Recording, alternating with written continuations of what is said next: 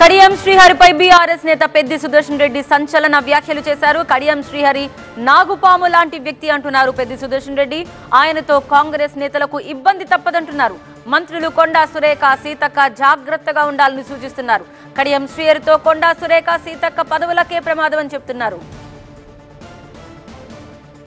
పదేళ్ల అధికారంలో ఉన్నాం, మాకు కూడా కాస్త రెస్ట్ దొరికింది ఓ టర్మ్.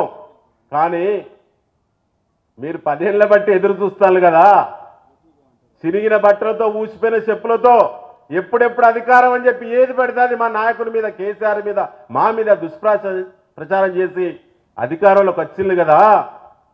ఏడాదిగా ప్రయత్నించిన సంతానం కలగలేదా? నోవా ఐవీఎఫ్ లో ఫెర్టిలిటీ ఎక్స్పర్ట్స్ ను కలవండి. మాతృత్వం కల్లా నెరవేర్చుకోవడానికి ఉచితంగా సంప్రదించండి. కడుపు నిండా తినండి, కంటి నిండా నిద్రపోండి. మా దాంట్లోకెళ్ళి వచ్చే ఇలాంటి నాగుమావును మీరు దగ్గర పెట్టుకుంటే మీకు నిద్ర పడుతుందా? కడుపు నిండా తింటారా?